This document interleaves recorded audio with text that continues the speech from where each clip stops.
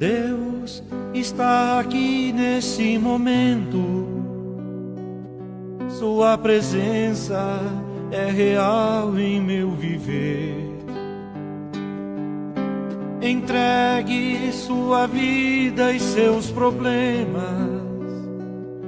Fale com Deus, Ele vai ajudar você.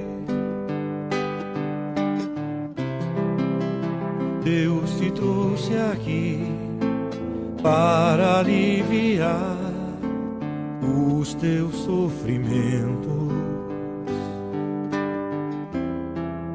É Ele o autor da fé, do princípio ao fim, em todos os seus momentos. E ainda se vier noites traiçoeiras, se a cruz pesada for, Cristo estará contigo. O mundo pode até fazer você chorar, mas Deus te quer sorrindo. E ainda se vier noites traiçoeiras, se a cruz pesada for, Cristo estará contigo. O mundo pode até fazer você chorar, mas Deus te quer sorrindo. Agora sim. Boa noite a todos. É uma alegria estar com vocês. Alguns rostinhos são novos e eu conheço, outros são novos e eu não conheço. Meu nome é Vladimir e eu trouxe um tema hoje que é interessante. De vez em quando a gente passa por umas situações, vive umas situações e demora a entender ou demora a cair a ficha, né? Para que a gente entenda que aquilo ali às vezes era uma pecinha de um quebra-cabeça maior, de uma realidade maior, né? Então o que acontece? Eu trouxe um pensamento pequeno do Paulo na carta aos Efésios, né, 5,14, que o Paulo, basicamente, ele resume a nossa vida aqui na Terra, em 3 pequenas frases, né? Então, olha só, ele começa falando, desperta, ó tu que dormes. O que é uma pessoa que está dormindo na vida, gente? Porque às vezes ele está pedindo para a gente acordar, né? O que é uma pessoa que dorme na vida? Desligado. O que mais, amiga? Rápido. Exatamente. Seu nome? Loura Luiz é inteligente. Gente, às vezes a vida está passando e você sente que você está ficando. Ou você sente que alguém do seu lado está ficando. Né? E aí o que acontece? Ao perceber isso, você quer que a pessoa acorde. Ou alguém quer que nós acordemos, porque às vezes somos nós que está dormindo. Ok? Eu conto uma história no meio da... Eu vou contar agora no início para vocês. Dizem que tinha um rapaz ali no supermercado aqui perto, e ele parou na seção de amaciante de roupa, e ele abriu o amaciante e começou a beber. Aí chegou uma moça e falou assim, moço, não pode. E o rapaz respondeu para ela assim, eu vou pagar. E a moça respondeu para ele, o problema não é esse. Então, gente, às vezes, nós somos a pessoa que está tomando amaciante aí na vida. A gente acha que são os outros que estão, né, perdidos, adormecidos, deslocados, mas pode ser que seja a gente. E a vida é interessante a gente perceber isso, porque em determinados momentos da vida, nós somos cuidados. Mas em determinados momentos, nós cuidaremos dos outros. Né? Então isso é muito interessante, porque a nossa vida é muito dinâmica, muito ampla. Tem hora que você vai precisar de ajuda. Precisamos receber ajuda e aceitar a ajuda. Mas tem hora que às vezes nós vamos precisar ajudar aquele irmão. Porque tem vários tipos de despertar. Quando alguém está dormindo, como é que vocês despertam a pessoa?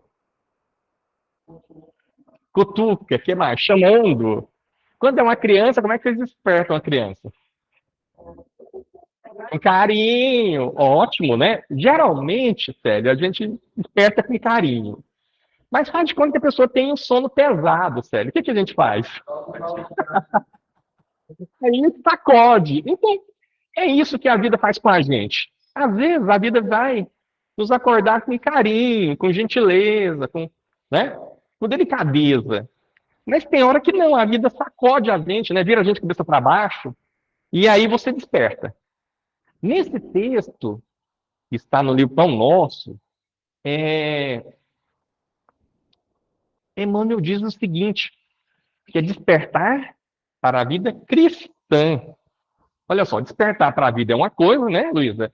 Mas ele nos convida a despertar para a vida cristã. Por quê? Porque nós somos cristãos. Nós estamos dentro de uma doutrina cristã. Então, é preciso que o Cristo esteja junto de nós. Que nós aprendamos com Cristo. Que nós comecemos a praticar esses ensinamentos do Cristo, né? Para que a gente realmente esteja desperto. Então, o primeiro passo é acordar, né? Despertar. Opa, esse é o primeiro passo, gente. Tem vários outros para frente, né? Então, olha só. O Vitor Hugo, nos Miseráveis, ele tem uma frase interessante. Morrer não é nada. Alguém aqui tem medo de morrer? Nada. Horrível é não viver. A gente tem que ter medo de não viver a vida. Morrer, nós vamos morrer mesmo, né? Desencarnar. O corpo vai... Daqui a pouco nós vamos chegar nessa parte. Nosso corpo, em uma hora, vai desfalecer. Mas olha só, horrível é não viver. Então, a gente, às vezes, passa por isso na vida. Né? Tem uma psicóloga que ela diz assim, a maioria das pessoas morre aos 30 anos, mas são enterradas aos 80, 90, 100 anos. O que significa morrer aos 30, gente? Tem muita gente que de 30, né? O Célio, por exemplo. Quase 2 voltas, né, Célio? Mas, ótimo. O que é morrer aos 30, gente? O que vocês acham? Tem pessoa que morre aos 30. Não dá valor à vida, o que mais? Desmotivado. Seu nome, amigo? José Carlos. Desmotivado, o que mais, Célio? Desistiu.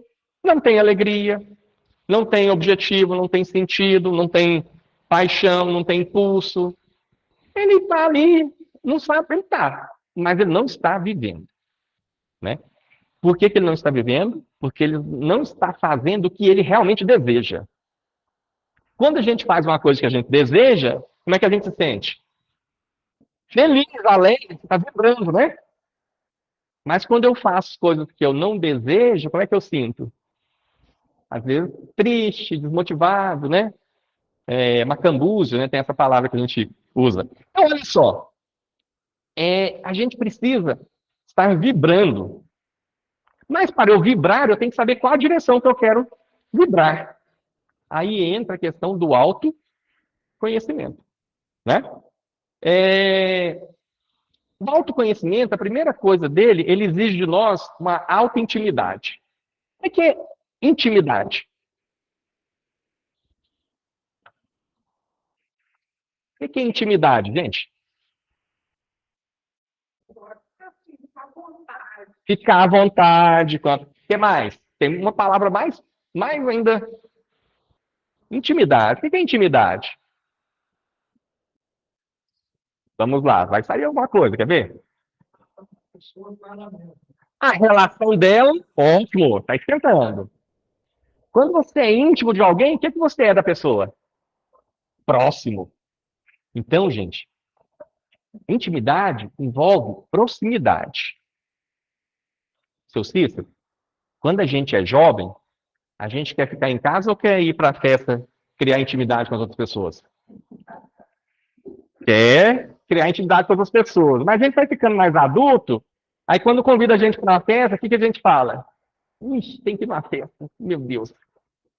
Porque aí a gente, às vezes, não quer só intimidade com os outros. Nós queremos intimidade com a gente mesmo. Então, eu preciso ter intimidade comigo mesmo para eu me conhecer. Eu preciso ser próximo de mim. Aí é fácil de a gente perceber isso. Quando eu fico sozinho, eu fico feliz ou triste? Quando vocês ficam sozinhos, vocês ficam felizes ou tristes? Por alguns momentos, não estou falando sempre não. É? Depende do que, Luísa? Isso. Por que você precisa ficar sozinha? Para não surtar na frente dos outros? Também. Gente, é porque às vezes a sua companhia é a melhor naquele momento. A sua própria companhia. Certo? Mas aí acontece um negócio, Luísa. Alguém aqui tem agenda? Você põe lá, ir ao médico, ir ao supermercado, abastecer o carro. Mas você não põe lá assim, encontrar comigo mesmo, ficar comigo mesmo. A gente tem compromisso para os outros. Para nós, quase nada. E autoconhecimento são atitudes para dentro. Toda atitude que você faz para dentro é autoconhecimento. E as atitudes para fora? O ego.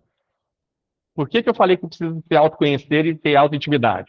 Porque às vezes eu estou vivendo a vida que o José quer que eu viva, que o Célio quer que eu viva, mas não é que eu quero viver. Então eu preciso me conhecer para saber qual rumo que eu quero me dirigir. Sabendo o rumo que eu quero, às vezes se eu andar 2 centímetros por dia, às vezes eu vou ficar feliz. Que é melhor eu andar 2 centímetros na direção do que eu quero do que 10 metros na direção contrária. Porque eu vou me afastar de mim. Né? Então o autoconhecimento ele é muito importante. Você se conhecer. Saber o seu desejo, a sua vontade e saber o que você não quer também. Né? Porque o autoconhecimento ele envolve 2 partes. Ele envolve, primeiro, as nossas qualidades. Aquilo que você faz bem, se sente bem. Mas envolve também os nossos potenciais. O potencial é algo que eu desejo, mas que eu ainda não realizei, mas que eu sou capaz de realizar. E nós, enquanto espíritas, encarnados, nós temos algumas limitações. Mas desencarnado, algumas limitações cessam. Então, olha só. Nós temos as nossas qualidades já consolidadas, mas temos um potencial a atingir que a gente não sabe qual é. Porque a vida, ela vai abrindo os caminhos à nossa frente. Você vai vivendo e vão abrindo os caminhos. Né? Nós chegamos aqui sem energia, a moça ali abriu a porta, de repente ela abriu a caixinha, ligou, voltou a energia. Então, no início, nós estávamos na escuridão, mas agora nós estamos na claridade. Né? Então, isso é muito importante. Quando o Mozart tinha 15 anos, chegou um rapaz para ele e perguntou assim, Mozart, como é que eu faço para compor uma sinfonia? E o Mozart respondeu para ele assim, não sei. Aí o rapaz, mas você compôs uma com 9? Mas eu não perguntei para ninguém como é que fazia. Porque a vida vai abrindo os caminhos e você vai trilhando. Na hora que eu chego aqui, eu posso ir para cá, posso ir para lá, posso ir reto. Na hora que eu chegar ali na frente, no seu Cícero, eu posso virar à esquerda, virar à direita, seguir reto. Então, vão se abrindo os caminhos. Então, eu não sei qual o meu potencial. Se eu não sei o meu, então eu não sei da minha amiga também. Então, eu não posso julgar as pessoas. Porque daqui a alguns dias, alguns anos, às vezes essa pessoa se tornou uma pessoa assim, brilhante. Que hoje, às vezes, a gente não percebia esse brilho nela. Essas qualidades. Mas, às vezes, ela descobriu. Ela trabalhou. Ela foi atrás.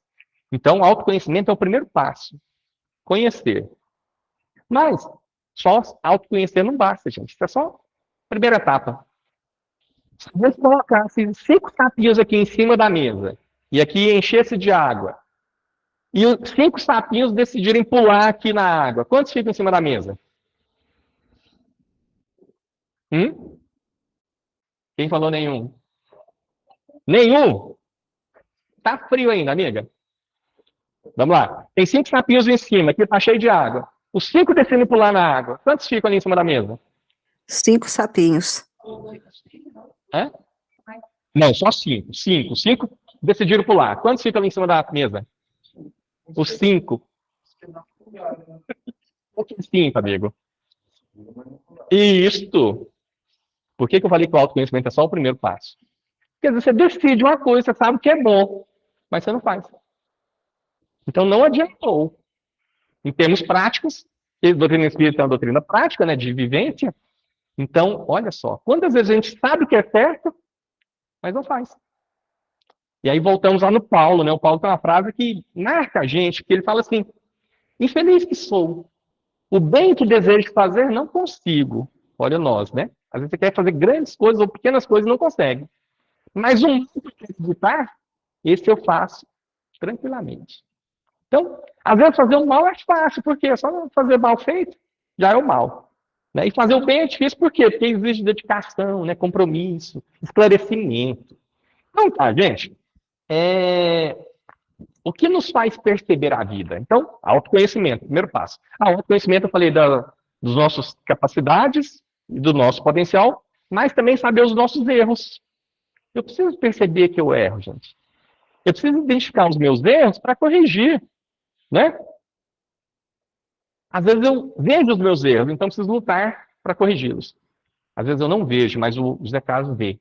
Então ele me dá a dica e eu percebo que realmente eu preciso corrigir. Corrige quem tem humildade, quem tem os pés no chão. Se eu for uma pessoa orgulhosa, o que acontece quando vocês falarem que eu estou errado? O Zé Carlos sabe de nada, gente. Eu que sei. Eu que sou sábio, bom, né? Então, o orgulho me atrapalha. Por isso que o Kardec coloca lá, né, os males maiores. O orgulho é egoísmo, né? Então, eu preciso saber que eu erro, gente. E eu tenho o direito de errar. Aqui, nós somos uma casa espírita de pessoas, espíritos, né, pessoas humanas, encarnadas, desencarnadas, que erram, que estão lutando para consertar, para corrigir os seus erros. Então, eu não posso cobrar a angelitude da minha amiga, né? E também, se eu errar, eu preciso admitir que eu errei. Eu não posso esconder de mim mesmo que eu errei, porque senão eu nunca vou corrigir, né? Então, a gente não pode cobrar a angelitude, porque senão a pessoa fica até com medo de falar que errou. E às vezes a gente tem isso, né? Assim, nossa, ela tá triste. Ah, mas ela não pode ficar triste. Pode. Porque tem dia que a gente tá triste, tá alegre, né? Ah, ela sente, tá desmotivada e tal. Tem os dias que nós vamos sentir isso mesmo. Mas, por incrível que pareça, às vezes da nossa ignorância é que surge o conhecimento. Da nossa falta é que surge a busca, né? O Jung, ele tem um pensamento que eu gosto muito. Ele diz que nós temos o lado luz e o lado sombra. Na minha cabecinha, eu achava assim, o lado sombra é o lado ruim. Não é um lado ruim. É o lado desconhecido. Só que no meu desconhecido, as coisas que estão latentes, dormindo dentro de mim, pode ter coisas boas ou ruins. Então, da mesma forma do meu amigo Zé Carlos. O desconhecido dentro do Zé Carlos, que nem ele conhece, e muito menos nós aqui, às vezes tem coisas muito boas lá. Então, ele precisa descobrir isso. Ele precisa tirar o véu. Né? Então, é isso que nós estamos fazendo aqui na Terra. Tirando os véus para que a gente se conheça realmente. Né? Então, primeiro ponto, autoconhecimento. Segundo ponto, autoeducação. É a gente se corrigir, né? A educação é a correção. Mas olha só, seguindo Paulo lá, né? Desperta tu que dormes. Todo mundo acordou? Ótimo. Levanta-te dentre os mortos. O que é uma pessoa morta, gente, segundo o Evangelho? Inerte, tá quente. Isto. O que mais? É a pessoa que está paralisada na vida. Inerte, que caiu à beira do caminho. Por quê? No Evangelho, aquele que está enterrado lá no cemitério não é morto, ele é defunto. Certo? Então, o defunto é o corpo. Mas o morto somos nós aqui na Terra, quando a gente fica caído aí na vida e a gente permanece lá no chão. Entendeu? José, você me viu caído na vida, no chão, moralmente falando, né, gente? Não é só materialmente, não. Moralmente falando, eu estou caído no chão. O que vocês vão fazer comigo? Levantar. Então, olha só. A exortação do Paulo é a exortação cristã, né? Quando você vir alguém, encontrar alguém caído moralmente na vida, o que você vai fazer? Levantar. Amiga, qual é o seu nome? Yolanda. Yolanda, o sonho de toda mulher é ter uma música, né? Você já tem a sua, em homenagem a você. Gente, olha só, como é que eu levanto as pessoas? moralmente? Ajudando. Muitas vezes, amiga, a gente pensa assim, vou só falar pro Zé Carlos levantar, ele vai levantar sozinho, quer ver? O Zé Carlos levanta e o Zé Carlos continua lá no chão. Gente, tem hora que não adianta eu falar, eu preciso pegar a pessoa e levantar. Entendeu? É um desafio, mas nós que estamos aqui, todo mundo aqui tem família, né? É o que acontece na nossa família, é o que acontece no trabalho, às vezes o que acontece na rua, é o que acontece aqui no centro, que às vezes a gente precisa mais do que falar. A palavra ajuda, claro, né? Mas tem hora que você tem que pegar a pessoa e levantar mesmo, senão ela não consegue levantar. E muitas vezes somos nós que caímos, não são os outros não, somos nós. Então nós vamos precisar que alguém chegue e nos levante mesmo assim, sabe? Com todas as forças, porque senão a gente não consegue. Então, o Paulo, na segunda parte, levanta-te dentre os mortos. Então, às vezes, tem que identificar, porque às vezes eu sou o morto na vida, né? Como ele falou, inerte. Às vezes pode ser outra pessoa. Então, no nosso despertar cristão, nós precisamos fazer isso, né? E o Cristo te esclarecerá, iluminará. Então, olha só, terminou agora. Então, se você fizer o que ele está te exortando, né? Despertar entre os mortos, levantar, né? Despertar enquanto estava dormindo, levantar se estivesse caído, e o Cristo te esclarecerá. O que é esclarecer, gente?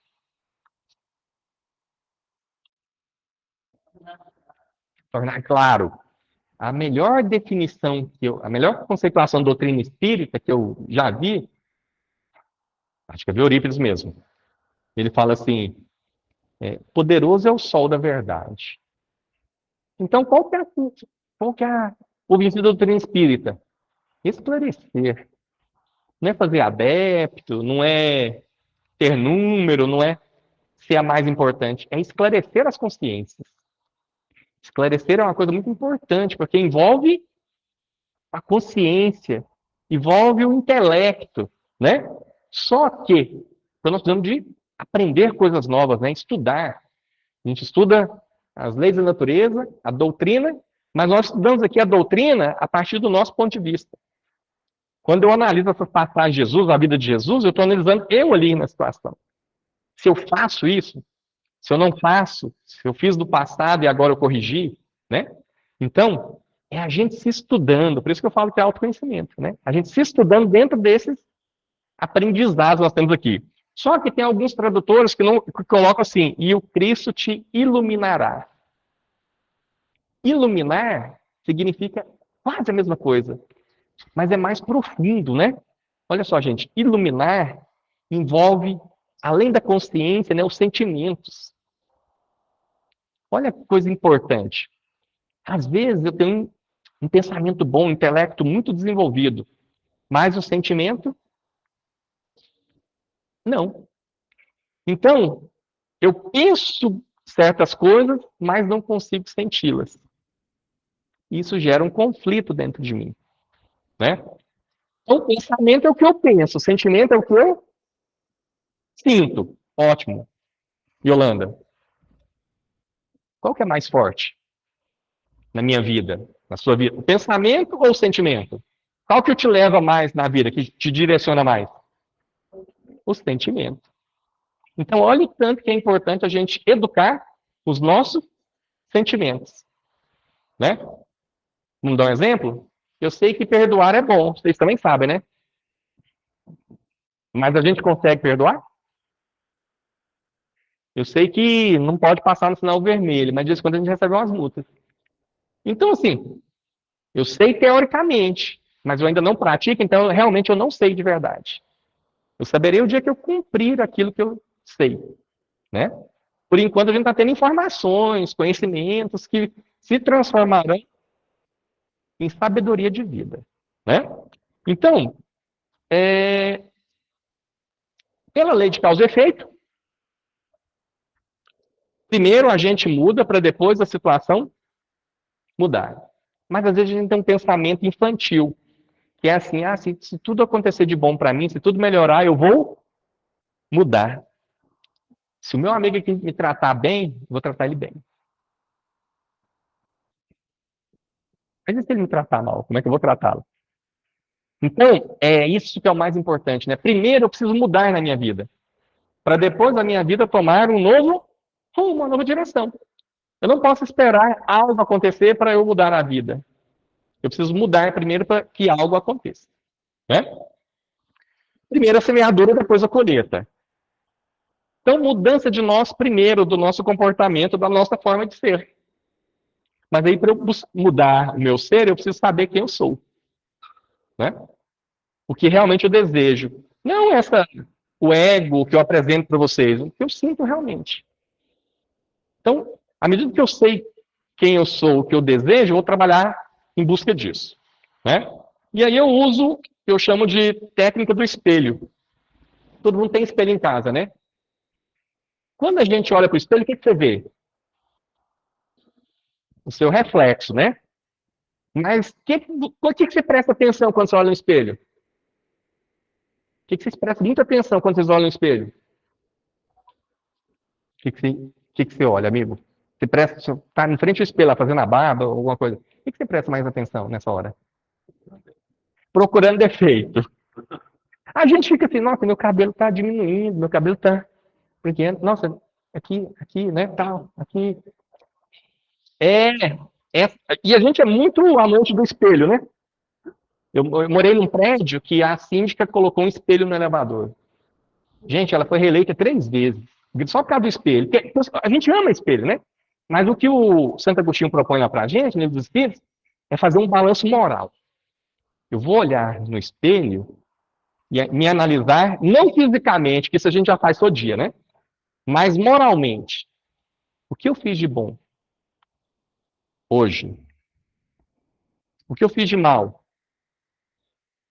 Qual o bem que eu poderia ter feito e não fiz? Qual o mal que eu fiz e poderia ter evitado? Isso pode ser à noite, mas pode ser qualquer hora do dia, porque tem dia que a gente já começa fazendo as coisas erradas. Eu tenho um limite, sabe assim, quando eu cometo 2 ou 3 erros, eu dou uma parada, porque é igual cartão de crédito. Porque assim, você tem que parar e pensar, porque você vai continuar fazendo coisas erradas o dia inteiro, né? Então, o que acontece? Vou analisar, ó. Quem está perto de mim? Distante. Que exemplo que eu dou por meu irmão, meu amigo, meu marido, minha esposa, meu filho? Será que eu transmito alguma esperança? Será que eu transmito um outro sentimento? Então, olha o balanço moral. Para que eu vou fazer esse balanço moral? Para eu saber a condição real que eu estou. E para saber o que eu tenho que fazer para melhorar. Então, o teste do espelho moral. A gente perceber que direção que a nossa vida está tomando. E se ela estiver tomando uma direção boa, a gente fica feliz. Mesmo com as dificuldades. Mas se ela estiver tomando uma direção ruim, a gente fica infeliz. Mesmo com o sucesso aparente, né? Então, para a gente finalizar, voltando à mensagem de Jesus, amar e vencer os inimigos. Amar e vencer os inimigos. Exteriores e interiores. Alguém aqui tem inimigo externo? Algum inimigo encarnado aí? Ninguém tem, né, gente? Mas às vezes o vizinho liga o som alto, lá sábado a tarde inteira. A pessoa põe um carro na sua garagem, né? Põe o lixo onde não devia na sua porta. Aí você começa a analisar que pode ser que você tenha alguns inimigos aí, né?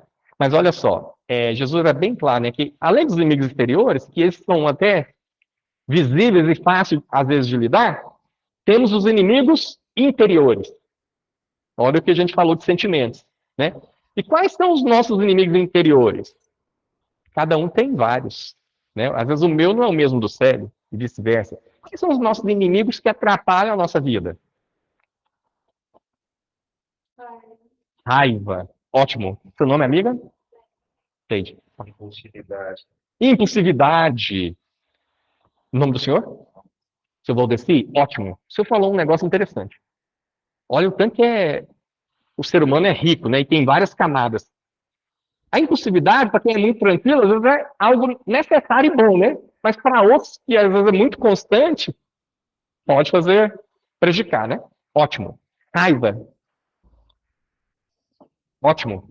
Temos mais inimigos. Vamos lá. Vamos chegar nos fortes. Inveja. Mas vocês são espíritos, vocês não têm inveja. Ah, não sei se seus vizinhos têm, né? Outras pessoas. Orgulho. O Paulo Flávio Kovács, ele escreveu mais de 20 livros. Ele é um psicanalista e muito bom, sabe? Eu assisti os programas dele e depois no rádio. E uma vez perguntaram, qual é o seu melhor livro? É sobre o orgulho. Mas foi o que menos vendeu. Por quê? Ninguém se considera orgulhoso. Ninguém, gente.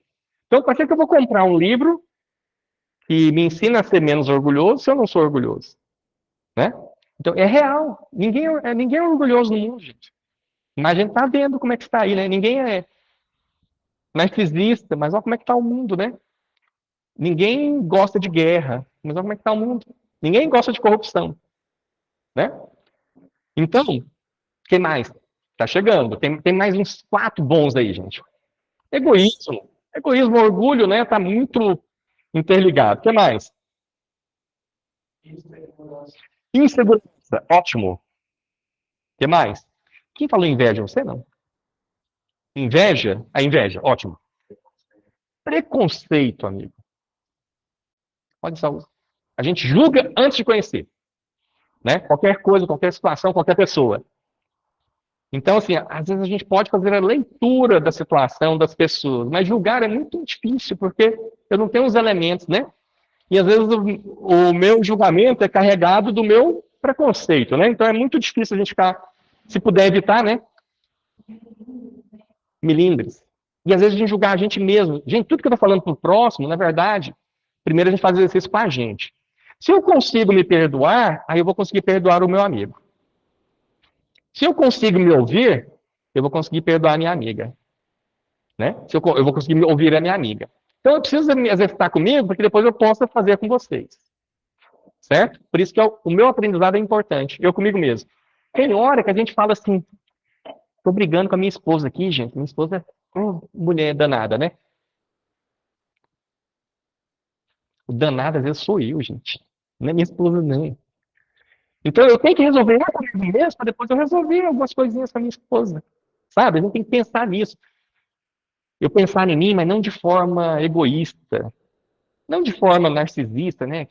E nem orgulhosa, ok? É auto-amor, é autocuidado, né? Eu me observar, saber que tem algumas coisas boas, outras ruins, que eu preciso melhorar, né? Então tá. Mágoa, falaram? Ignorância, falaram? Medo. A coisa que a gente mais sente, gente, é medo. Você vai fazer uma coisa, não faz, por quê? Tem medo. Ressentimento. Eu recebi uma mensagem da minha amiga, ela listou 10 situações do dia a dia que são ligadas ao ressentimento. Então você não está vivendo o presente, você está vivendo o passado. Você está só ressentindo o passado. O atual aqui, que era a sua oportunidade de mudança, de crescimento, de melhoria, está passando, né? Ótimo. Ciúme, falou, né? Inveja, vaidade. Então, mesmo os religiosos têm esse sentimento, não podemos negá-lo.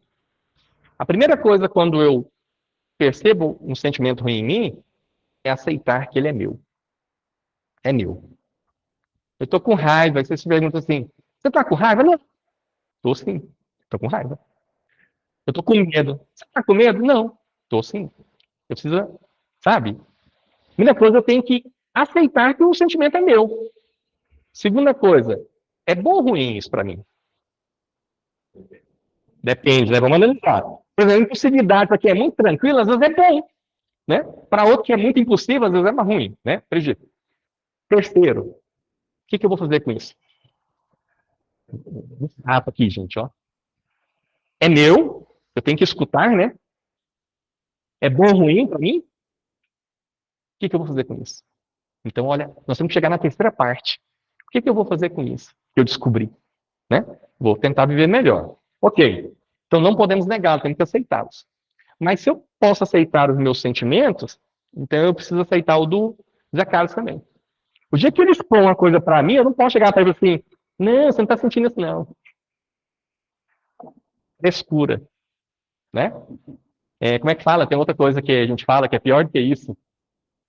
Mimimi, mas tem outra pior ainda que a gente fala assim, quando a pessoa sente alguma coisa, você chega, não, isso não é nada não. Né? É porque às vezes a dor que você sente para mim não é nada, mas para você ela é gigantesca. Então, às vezes, eu perceber que aquilo te incomoda. Não me incomoda, mas incomoda você, e aceitar isso, né? Não negar. Então, para a gente concluir, nós estamos finalizando, nós precisamos fazer a vitória sobre nós mesmos. Ser melhor do que antes, né? Qualitativamente. Não é só questão de quantidade a vida, né? É de qualidade. Então, e também não posso me comparar com vocês. Isso é uma coisa que todo dia acontece. Se o Célio lê muito, alguém fala assim, eu não dou conta de ler igual o Célio. Não tem como eu comparar com o Célio, né? Se a menina aqui nada muito bem, não tem como eu me comparar com ela. Eu vou sofrer, né? E também se outros fazem muito mal, eu me comparar com eles, o que vai acontecer? Eu vou ficar orgulhoso, arrogante. Então, a primeira coisa, assim, eu não posso me comparar com você, é uma comparação injusta, eu preciso comparar comigo mesmo, né?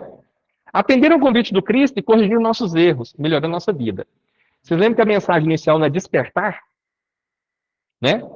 Desperta de tudo que dorme. Então, precisamos despertar para a vida e agir, né? E, por fim, é uma mensagem antiga, que eu nem sei quem é o autor. Tem muitos autores. Mas não é da Cora Coralina, nem do Machado de Assis, sabe? Nem de Clarice Lispector. Primeira coisa que a gente muda na nossa vida são os nossos... Quando você quer fazer uma mudança, o que você muda primeiro? Antes dos hábitos, amiga? Pensamentos.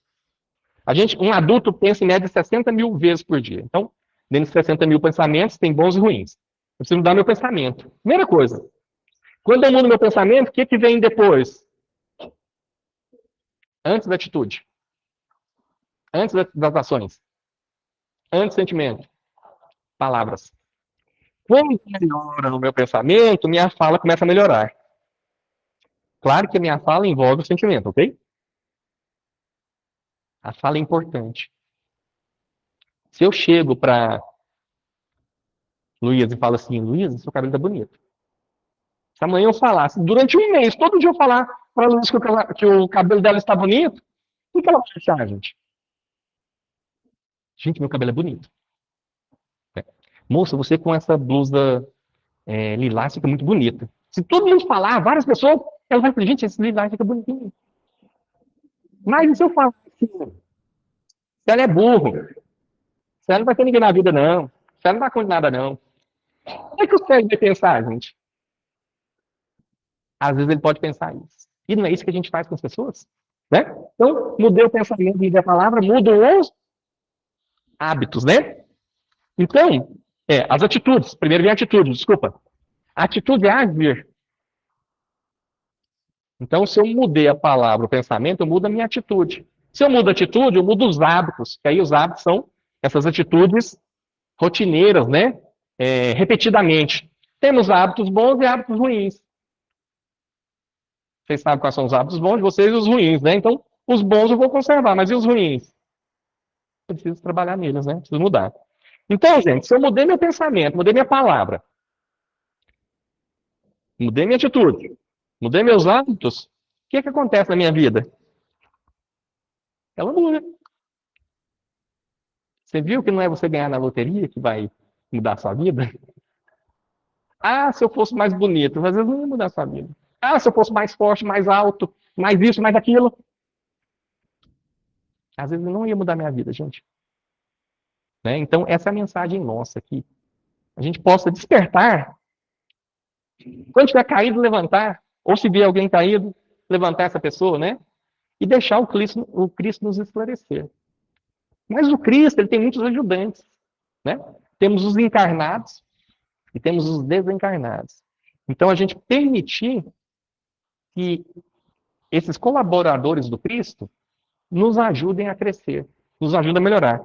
Mas que nós também possamos ser um desses colaboradores para quem estiver próximo de nós. Então, essa era a mensagem de hoje. Muito obrigado pela acolhida e que Jesus nos abençoe e nos fortaleça, né, para fazer essas coisas que a gente sabe que precisa fazer. Muito obrigado. E ainda se vier noites traiçoeiras, se a cruz pesada for, Cristo estará contigo. O mundo pode até fazer você chorar, mas Deus te quer sorrindo. E ainda se vier noites traiçoeiras, se a cruz pesada for, Cristo estará contigo. O mundo pode até fazer você chorar, mas Deus te quer sorrindo. Deus te quer